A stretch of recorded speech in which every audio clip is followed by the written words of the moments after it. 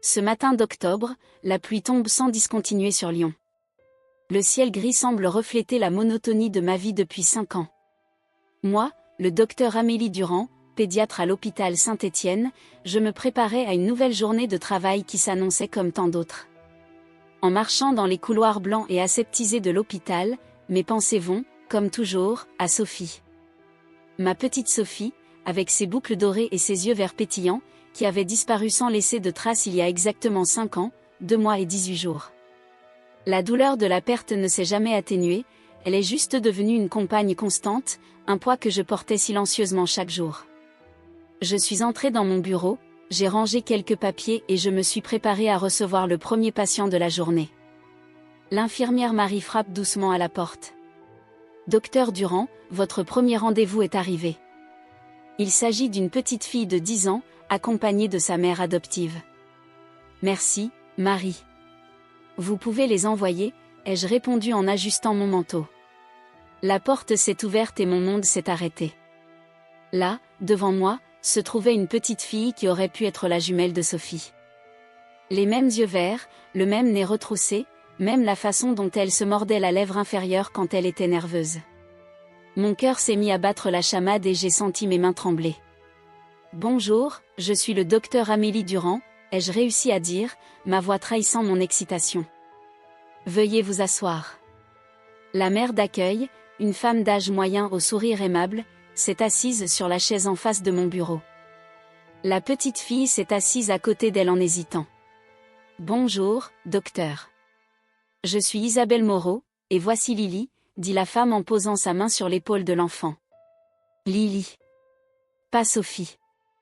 Mais comment est-ce possible ? » La ressemblance était surréaliste.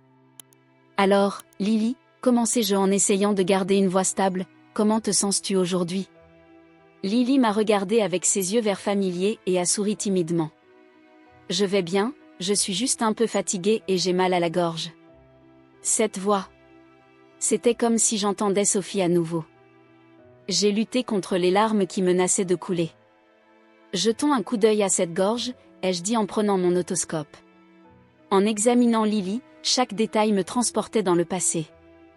La façon dont elle inclinait la tête, le petit grain de beauté derrière son oreille gauche, et même la douce odeur de fraise que j'avais toujours associée à Sophie. « Docteur Durand », la voix d'Isabelle me ramène à la réalité. « Tout va bien ? » Je me suis rendu compte que j'étais restée immobile, fixant Lily plus longtemps que nécessaire. « Désolée », marmonnai-je en essayant de me ressaisir. Lily me rappelle beaucoup quelqu'un que j'ai connu il y a longtemps. Isabelle a hoché la tête d'un air compréhensif, mais je pouvais voir une lueur d'inquiétude dans ses yeux. « Madame Moreau », commençai-je, sachant que j'allais dépasser mes limites professionnelles, « si cela ne vous dérange pas, pourriez-vous me parler un peu des antécédents médicaux de Lily ? Depuis combien de temps est-elle chez vous ? » Isabelle semble hésiter un instant avant de répondre. « Eh bien, nous ne savons pas grand-chose du passé de Lily. Nous l'avons adoptée il y a environ 4 ans. Elle a été trouvée abandonnée et il n'y avait pas beaucoup d'informations disponibles. » Mon cœur s'est emballé. 4 ans. 1 an que Sophie a disparu. Et où l'a-t-on retrouvée ? Demandai-je en essayant de ne pas paraître trop anxieux. Dans un parc au sud de la ville, si je ne me trompe pas, a répondu Isabelle, fronçant les sourcils en essayant de se souvenir. C'était une affaire compliquée, d'après ce qu'on nous a dit. J'avais du mal à respirer. Le parc au sud de la ville. L'endroit même où Sophie avait disparu. Lily, dis-je doucement en reportant mon attention sur la jeune fille, te souviens-tu de quelque chose avant que tu ne vives avec Madame Moreau ? Lily secoua négativement la tête, ses yeux se remplissant de larmes. Pas grand-chose. Parfois, je fais des rêves étranges, mais je ne me souviens pas quand je me réveille. Isabelle passe un bras protecteur autour de Lily. Docteur, y a-t-il un problème ? Lily est-elle malade ? Je me suis rendu compte que mon comportement effrayait à la fois Lily et Isabelle. J'ai pris une grande inspiration, essayant de retrouver mon calme professionnel. Non, il n'y a rien d'anormal dans l'état de santé de Lily, dis-je en forçant un sourire. Elle a juste une légère inflammation de la gorge. Je vais lui prescrire un sirop et dans quelques jours, elle sera toute neuve. J'ai rapidement écrit la prescription, l'esprit rempli de possibilités et de questions. Lorsque j'ai tendu le papier à Isabelle, nos regards se sont croisés et j'ai vu en elle un mélange de confusion et d'appréhension. « Madame Moreau, dit-elle en prenant une décision soudaine, j'aimerais organiser un suivi pour Lily la semaine prochaine. Juste pour s'assurer que l'inflammation a complètement disparu. » Isabelle acquiesce, l'air toujours un peu méfiant. « Bien sûr, docteur. Nous prendrons rendez-vous à la réception. » Alors qu'il s'apprête à partir, Lily se tourne une dernière fois vers moi. « Merci, docteur Durand, dit-elle avec ce sourire timide que je connaissais si bien. Dès que la porte s'est refermée derrière eux, je me suis effondrée sur ma chaise, le corps secoué de tremblements incontrôlables. Les larmes que j'avais retenues tout au long du rendez-vous tombèrent enfin librement. C'était elle. Il fallait que ce soit elle. Ma Sophie. À ce moment-là, j'ai su que ma vie ne serait plus jamais la même. La rencontre inattendue de ce matin pluvieux d'octobre avait ravivé un espoir que je croyais mort depuis longtemps. Et j'étais déterminée à découvrir la vérité, quel qu'en soit le prix. Les jours qui ont suivi ma rencontre avec Lily ont été un tourbillon d'émotions et de pensées contradictoires. Chaque fois que je ne voyais pas de patient, je revivais ce rendez-vous, analysant chaque détail, chaque geste, chaque mot. Le matin de l'accouchement de Lily, je suis arrivée à l'hôpital plus tôt que d'habitude. Mes collègues ont remarqué mon agitation, mais l'ont mise sur le compte de la fatigue accumulée. « Vous allez bien, Amélie ?» me demande le docteur Laurent, mon collègue de longue date, alors que nous prenons un café dans la salle des médecins. « Oui, oui, réponds-je distraitement, les yeux rivés sur l'horloge. Juste une mauvaise nuit de sommeil. » Les heures se sont écoulées jusqu'à ce que l'infirmière Marie annonce l'arrivée de Lily et de sa mère d'accueil. J'ai pris une grande inspiration, essayant de calmer mon cœur qui battait la chamade, et je les ai invités à entrer. « Bonjour, Lily. Comment te sens-tu aujourd'hui ?» demandai-je en observant attentivement les moindres gestes de la jeune fille. Lily sourit, de ce sourire timide qui m'était si familier. « Je vais mieux, docteur. Je n'ai plus mal à la gorge. » Pendant que je procédais à l'examen de routine, mon esprit cataloguait chaque détail. La façon dont elle inclinait la tête sur le côté lorsqu'elle réfléchissait, comme le faisait Sophie. Le petit tic qui consiste à enrouler une mèche de cheveux autour de son doigt lorsqu'elle est nerveuse. Même la façon dont elle prononçait certains mots était identique à celle de Sophie. « Lily, commençai-je en essayant de garder une voix décontractée, aimes-tu dessiner ?» Les yeux de la jeune fille s'illuminent. « Oui, j'adore dessiner les animaux, surtout les girafes. » Mon cœur a fait un bond. Les girafes sont les animaux préférés de Sophie. « Quelle coïncidence !» m'exclamai-je, peut-être un peu trop enthousiaste. J'ai connu une fille qui aimait aussi dessiner des girafes. Isabelle, la mère d'accueil, me lance un regard curieux. « Docteur Durand, lors de votre dernier rendez-vous, vous avez dit que Lily vous rappelait quelqu'un que vous connaissiez. S'agit-il de cette fille ?» J'ai hésité un instant, conscient que je m'aventurais sur un terrain dangereux. « Oui, ai-je finalement répondu. Ma fille, Sophie. Elle a disparu il y a quelques années. » Un silence pesant s'abattit sur la pièce.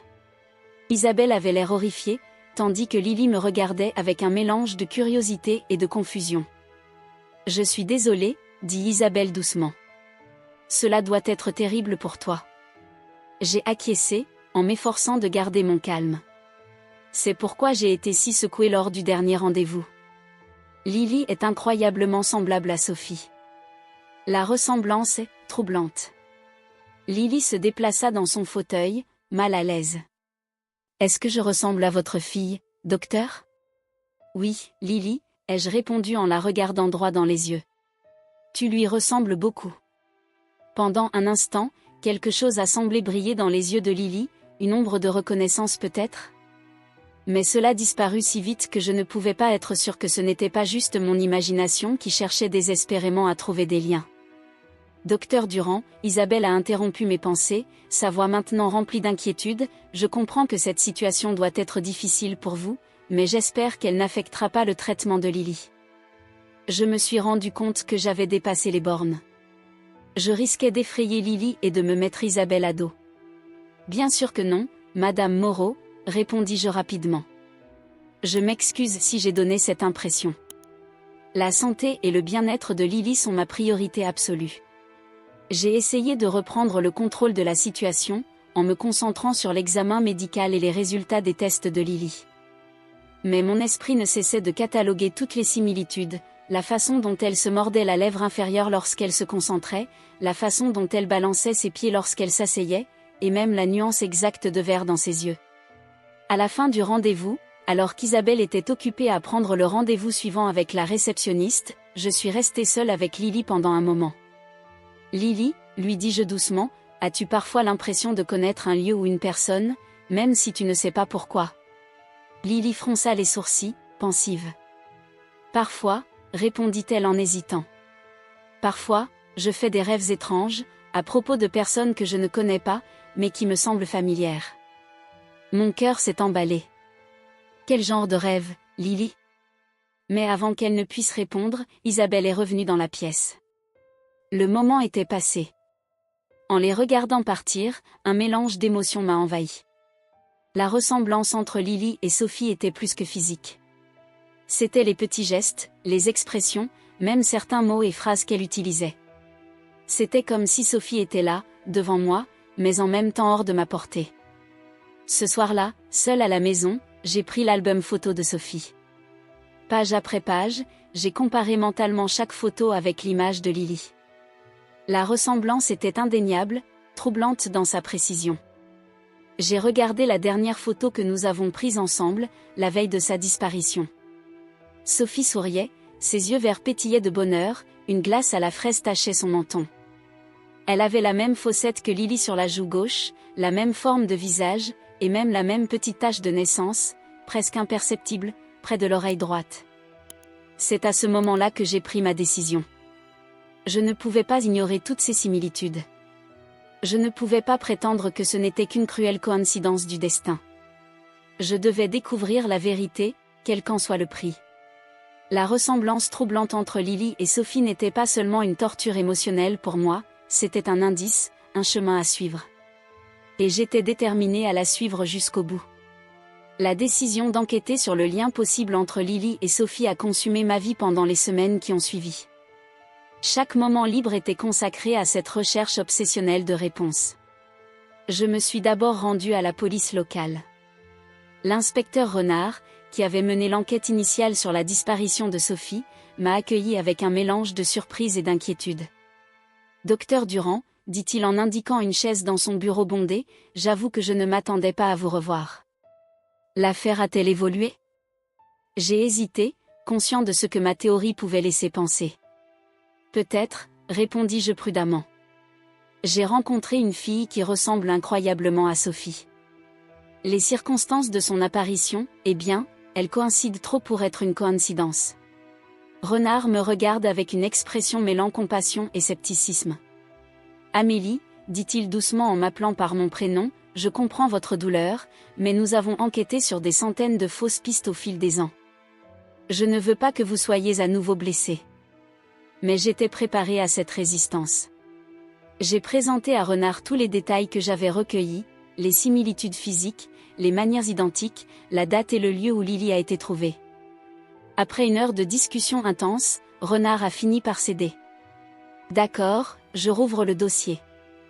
Mais je ne peux rien promettre, vous comprenez ? » J'ai quitté le poste de police avec un mélange d'espoir et de frustration.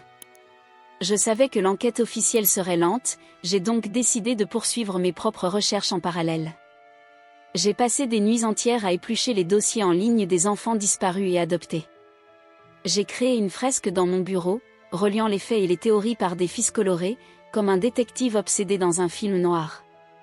Un soir, alors que je revoyais pour la 1000e fois les détails de la disparition de Sophie, quelque chose a attiré mon attention. Le parc où elle a disparu se trouve à 2 rues de l'endroit où Lily a été retrouvée un an plus tard. Fort de ces nouvelles informations, j'ai intensifié mes recherches. J'ai visité l'orphelinat où Lily avait séjourné avant d'être adoptée, en prétendant faire des recherches médicales sur les enfants adoptés. La directrice, Madame Beaumont, s'est montrée prudemment serviable. Lily est arrivée ici dans un état lamentable, m'a-t-elle dit. Mal nourrie, effrayée, incapable de dire son nom ou d'expliquer d'où elle vient. Il a fallu des mois pour qu'elle commence à s'ouvrir. Chaque nouvelle information alimente ma conviction. Mais elle augmentait aussi mon angoisse. Si Lily était vraiment Sophie, qu'avait-elle subi au fil des ans? Et comment le prouver sans la traumatiser davantage? Au fur et à mesure que mon enquête progressait, il m'était de plus en plus difficile de mener une vie normale. Mon travail à l'hôpital a commencé à en souffrir. Mes collègues ont remarqué ma distraction, ma fatigue constante.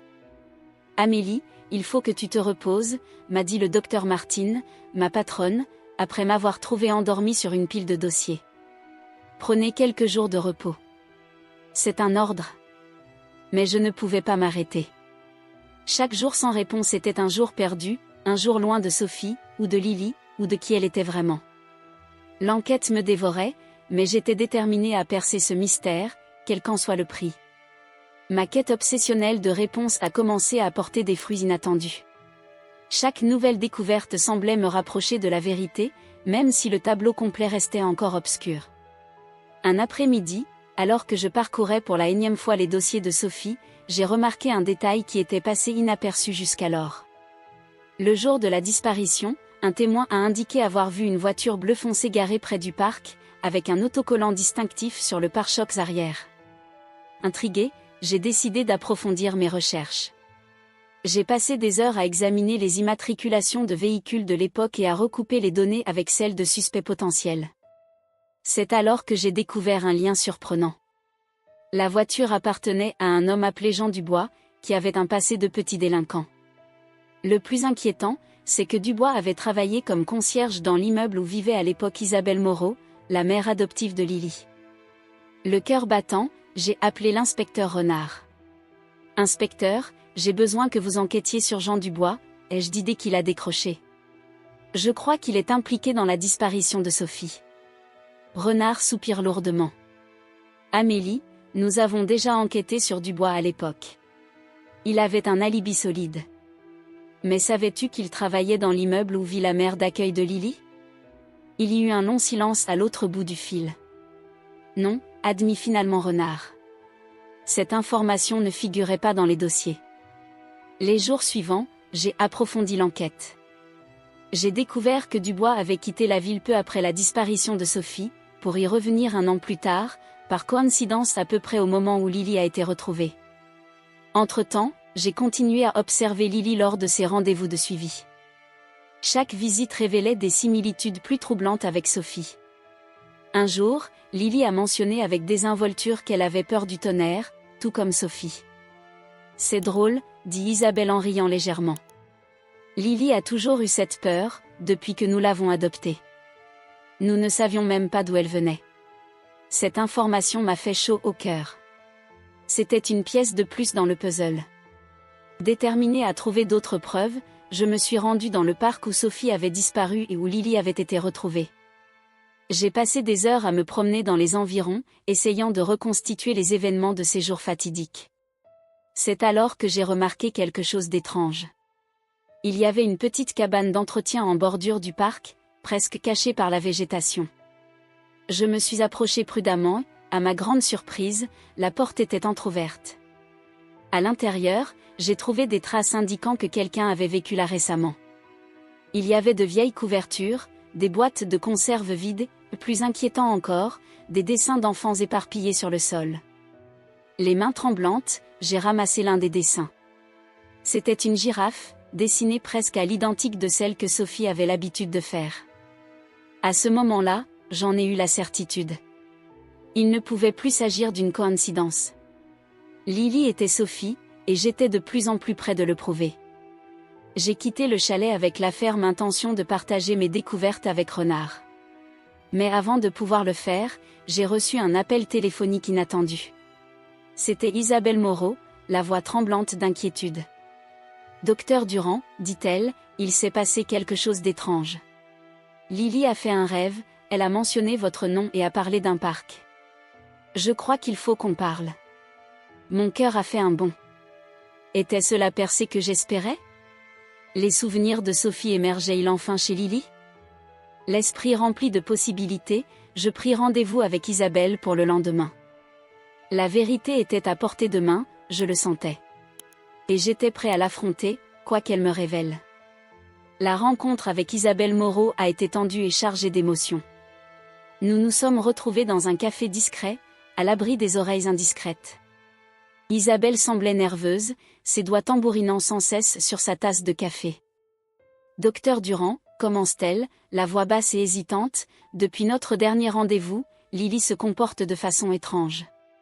Elle fait souvent des cauchemars, elle a mentionné votre nom plusieurs fois. Mon cœur s'est emballé. Qu'a-t-elle dit exactement dans ses rêves? Isabelle hésite. Elle parlait d'un parc, du fait qu'elle s'était perdue. Et elle a appelé une femme qu'elle a dit être sa mère. Une femme qui vous ressemblait. J'ai pris une grande inspiration, essayant de contenir mon émotion. Il était temps d'être honnête. Madame Moreau, dis-je prudemment, je crois que Lily est peut-être ma fille Sophie, qui a disparu il y a 5 ans. Le choc sur le visage d'Isabelle était palpable. Mais, comment est-ce possible? Lily a été légalement adoptée, nous avons tous les documents. J'ai expliqué mes découvertes, les similitudes, les coïncidences qui étaient trop nombreuses pour être ignorées. Isabelle écoutait, son visage mêlant l'incrédulité et la peur. « Que voulez-vous, docteur Durand ?» demande-t-elle enfin, la voix tremblante. « Un test ADN », ai-je répondu sans hésiter. C'est la seule façon d'en être sûre. Il y a eu un long silence. Isabelle semble se livrer à une bataille intérieure. Finalement, elle acquiesce lentement. « D'accord, dit-elle. Mais à une condition, quel que soit le résultat, nous ferons ce qu'il y a de mieux pour Lily. » J'ai accepté immédiatement. Le bien-être de Lily et Sophie était ma priorité absolue. Les jours suivants ont été un véritable tourbillon. J'ai réussi à accélérer le processus de test ADN grâce à des contacts à l'hôpital. J'ai expliqué la situation à Lily aussi gentiment que possible, avec Isabelle à ses côtés pour la soutenir. « Lily, dis-je doucement, tu te souviens quand nous avons dit que tu ressemblais à ma fille Sophie? Eh bien, il est possible que tu sois elle. Ce test nous aidera à découvrir la vérité. » Lily avait l'air confus, mais curieusement calme. « C'est pour ça que je rêve de toi ?» demanda-t-elle innocemment. J'ai dégluti, luttant contre les larmes. Peut-être, ma chérie. Peut-être. Le prélèvement des échantillons a été rapide et sans douleur. Il ne nous restait plus qu'à attendre. L'attente était angoissante. Chaque heure semblait s'éterniser. J'essayais de m'occuper au travail, mais mes pensées revenaient sans cesse à l'examen. Enfin, après ce qui m'a semblé être une éternité, j'ai reçu l'appel qui allait tout changer. « Docteur Durand », dit la voix du technicien de laboratoire, « nous avons les résultats de votre test ADN. » J'ai eu l'impression que mon cœur allait bondir hors de ma poitrine. Alors, il y a eu une pause qui a semblé durer une éternité. Le test est positif. Il y a 99,9% de chances que cette fille soit votre fille biologique. Le monde a semblé s'arrêter. Des larmes de joie et de soulagement ont coulé librement sur mes joues. Sophie. Ma Sophie était vivante. Elle allait bien. J'étais de retour. Mais l'euphorie initiale a vite fait place à une réalité plus complexe. Comment l'expliquer à Lily? Comment faire face à Isabelle, qui avait élevé et aimé Lily comme sa propre fille au cours des dernières années? Et la question la plus effrayante de toutes, qu'était-il arrivé à Sophie pendant ces années perdues? Alors que je me préparais à passer les appels qui allaient changer à jamais la vie de toutes les personnes concernées, je savais que ce n'était pas la fin du voyage, mais seulement le début d'un nouveau chapitre plein de défis. Le jour de la réunion officielle avec Sophie, encore appelée Lily, a été un mélange d'émotions intenses. Nous nous sommes retrouvés dans un environnement neutre, le cabinet d'un thérapeute pour enfants, en présence d'Isabelle, d'une psychologue et d'une assistante sociale. Lorsque Sophie est entrée dans la pièce, mon cœur s'est presque arrêté. Elle avait l'air nerveuse, ses yeux verts, si familiers, alternaient entre moi et Isabelle. « Bonjour, Lily », dit-elle doucement, en utilisant le nom auquel elle était habituée. « Tu te souviens de moi ?» Elle a hoché timidement la tête. « Vous êtes le docteur. Celui qui apparaît dans mes rêves. » J'ai dégluti, luttant contre les larmes. C'est vrai. Mais je suis aussi, eh bien, je suis ta mère biologique. Le silence qui suit est assourdissant. Sophie regarde Isabelle, confuse et effrayée. Isabelle, avec une force que je ne peux m'empêcher d'admirer, a souri doucement à Sophie. Tout va bien, ma chérie. Tu te souviens quand on a dit que tu avais une autre famille avant nous?